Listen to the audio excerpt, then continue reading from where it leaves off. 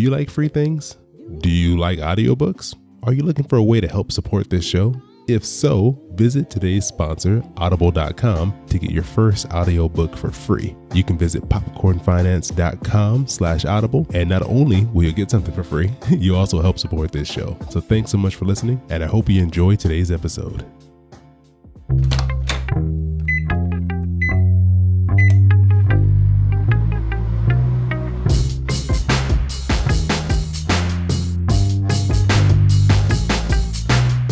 Hey, this is Chris. Hope you're doing well, and welcome to Popcorn Finance, where we discuss finance and about the time it takes to make a bag of popcorn.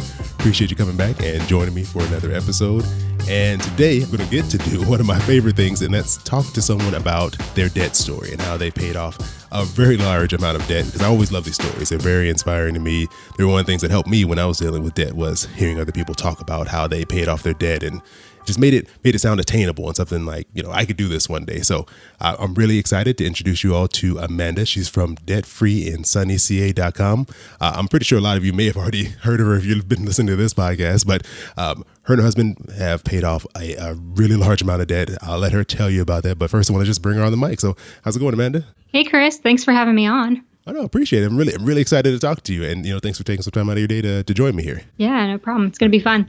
I love it, especially when we get to these big numbers like this. So for one, to let everyone know, how much debt did you actually pay off? We paid off $133,000, or $133,763. Why is it so hard to say that?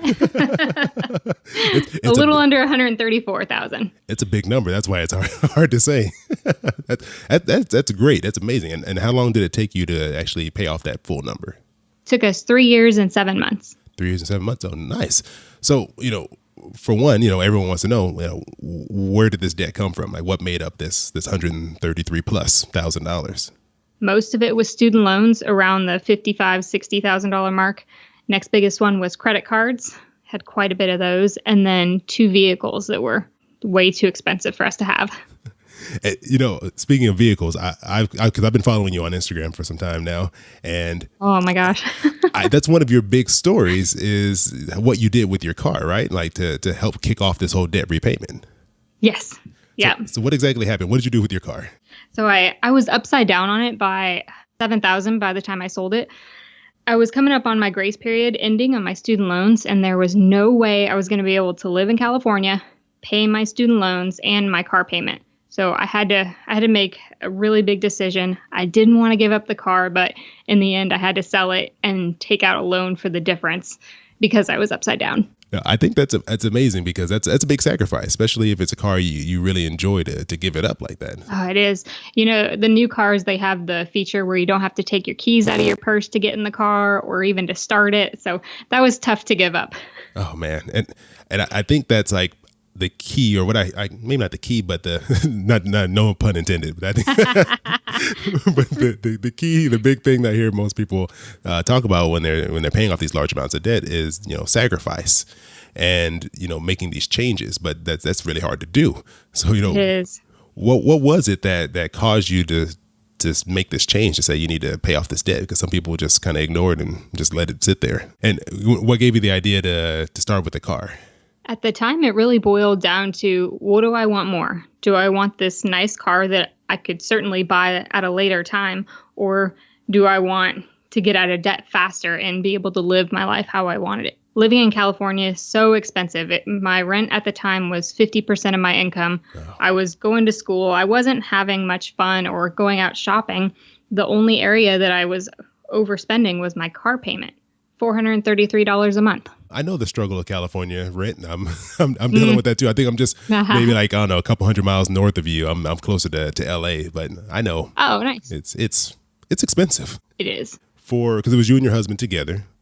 Mm-hmm. Was this, and this is something I didn't prep you on this one here. I just thought of this question. Yeah. So it was you and your husband. Mm-hmm. Was it, I guess that's always difficult to navigate your finances when it comes to, having another person involved. Because, if it's just you can do whatever you want. You can cut whatever you want. And you can spend money wherever you think is necessary. But when you have another person involved, that's some coordination. There's some give and take in that whole process. Yeah. Learning curve. Right. So how was that process for you? Well, when I started my debt-free journey, we were together about a year and a half, and we ended up getting married a year and a half later. And when we combined our finances, our budget was a mess for like a month or two, because we're trying to figure out, okay, which bill comes out where, what do you get, what do I get? So we had to kind of regroup. But I was just thankful to have him on board at that point, because it was a track to get him there. So was it that he was like, I'm not sure about this whole, rushing to pay off all the debt, or just, because I know some people, they just don't think about it. It's just not on their minds. It was more of, I don't want to sacrifice my lifestyle. I want to buy what I want to buy. I like these hobbies, and I want to keep on doing them. No, I completely get that. I know with me and my wife, I think me and you probably shared similar roles, where I was like, I hit a point and I was like, all right, we got to get rid of this. And for her, it was, it was a definite like shock one for me to bring it up. And then the changes that we had to make were huge for both of us. But I know you kind of have to, give and take. I said, okay, we got to really do this, but maybe we'll phase it in slowly, or, you kind of come up with these compromises. So that way you both can be happy. And that we kind of did that with Josh's spending money. His spending money was higher than we normally would have done it, just to keep him on board and motivated.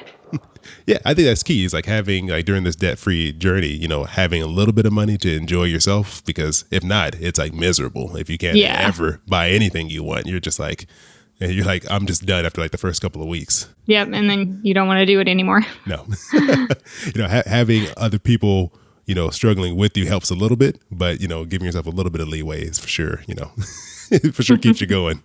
And speaking of like doing this with other people, doing this debt-free journey, I think one of the things that you're also known for is the hashtag on Instagram, debt-free community, which is, I think, all over the place at this point. I mean, I don't see too many posts about, money when it comes to like paying off debt that doesn't have, hashtag debt-free community in there.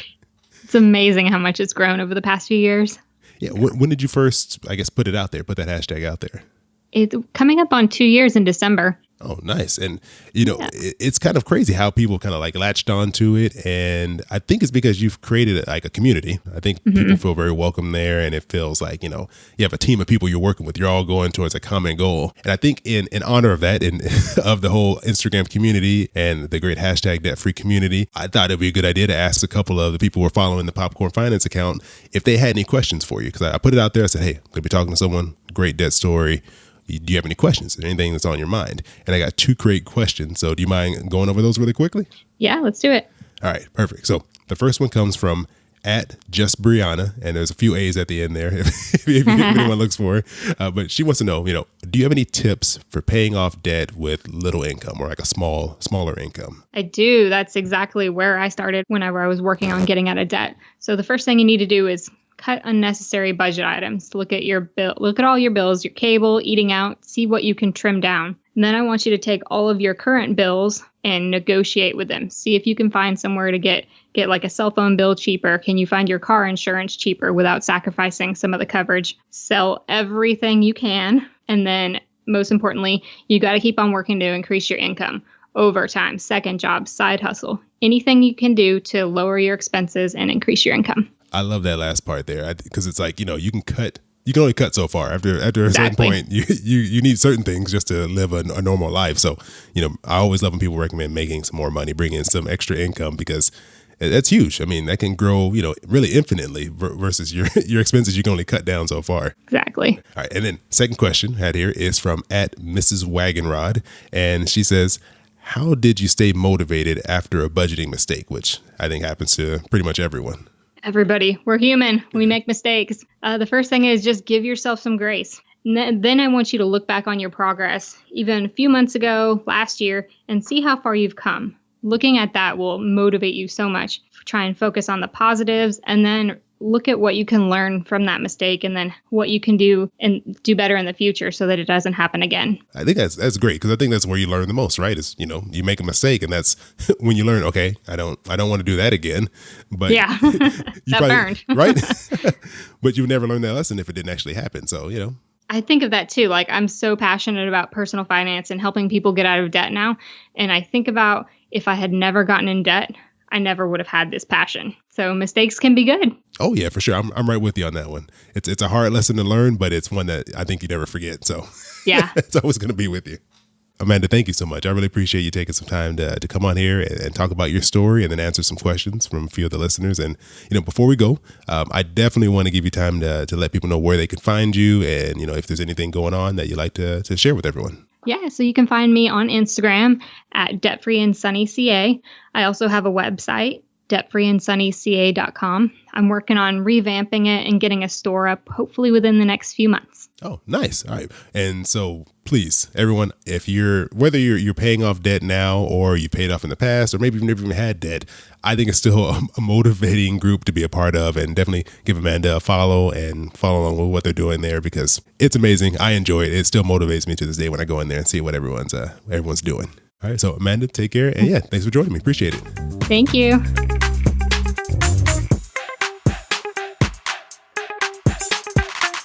Thanks again to Amanda for joining me today and sharing a little bit about her debt story. I always love hearing these things, like I mentioned earlier, and I think it's just so motivational. So hopefully this helped inspire some of you who are dealing with some debt, and hopefully not all of you have $133,000 in debt, but if you do, or more or less, or wherever you're at, hopefully hearing things like this inspires you, let you know that this can be done. You can get rid of this stuff and you can move on to a different part of your life. So just hang in there, even when it seems like it's not really going anywhere, you're not making any progress. Stories like Amanda's show that it's possible, you can get there. It's just going to take some time and some discipline. And it sounds like she's really enjoying life post-debt. So that's what I want for all of you.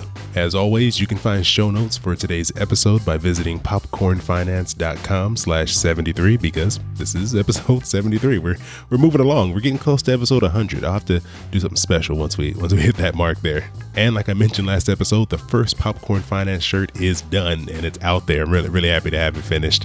And so if you visit popcornfinance.com/shirts, you can pick up your own. It's a really nice shirt. I'm going to pimp it out a little bit here. It's a very nice tri-blend t-shirt, finest materials you're ever going to find in a t-shirt. So if you're interested, if you want to help support the show, just visit popcornfinance.com/shirts to pick up one. As always, you can find me on Instagram, Twitter, Facebook. Just search for Popcorn Finance. I'll pop up on there. Remember, you can subscribe to the Popcorn Finance podcast anywhere you can get podcasts. That includes Apple Podcasts, Google Podcasts, Spotify, and even on your Amazon Echo. So make sure you're subscribed so you can catch all future episodes, including this Wednesday when Amanda's coming back for a bonus Quick Pop episode. And as always, I appreciate you joining me here for another bag of popcorn. Hope you have an amazing rest of your week, and I'll talk to you soon. Your boy keep it poppin' like Mary Poppins.